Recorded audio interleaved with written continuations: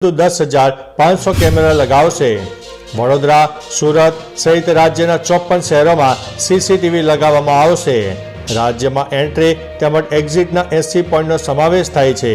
રાજ્યના 2000 જંકશનનો પણ સમાવેશ કરાયો છે। વિશ્વાસ પ્રોજેક્ટનો હેતુ જાહેર સ્થળોની સુરક્ષા, ટ્રાફિક સંચાલન અને નિયંત્રણ, ઘટના બાદનો વિડીયો ફોરેન્સિક અને તપાસ તેમજ સલામતી અને શહેરી ગતિશીલતાનો સમાવેશ થાય છે। અન્ય મહત્વના સમાચારની વાત કરીએ તો પીએમ મોદી ગઈકાલે સુરતમાં આવ્યા હતા। તેઓ સુરતના એરપોર્ટના નવા ટર્મિનલના બિલ્ડિંગનું લોકાર્પણ કર્યું હતું। અહીં સીએમ ભૂપેન્દ્રભાઈ પટેલ સહિત મહાનુભાવો હાજર રહ્યા હતા। આપને જણાવી દઈએ કે આ નવા ટર્મિનલના બિલ્ડિંગના નિર્માણ માટે 353 કરોડ રૂપિયાનો ખર્ચ કરવામાં આવ્યો છે। ગુજરાતની પરંપરાને દર્શાવતું આર્ટવર્ક આ ટર્મિનલના બિલ્ડિંગમાં બનાવવામાં આવ્યું છે। આ સિવાય પીએમ મોદી ડાયમંડ બુર્સનું પણ ઉદ્ઘાટન કર્યું હતું।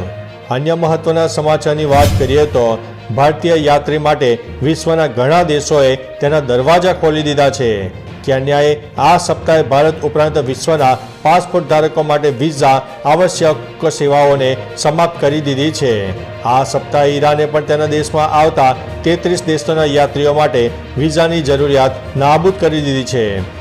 અગાઉ શ્રીલંકા, મલેશિયા અને થાઇલેન્ડ જેવા દેશોએ પણ ભારતીય ટુરિસ્ટ માટે વિઝા ફ્રી એન્ટ્રી માટેની જાહેરાત કરી દીધી છે।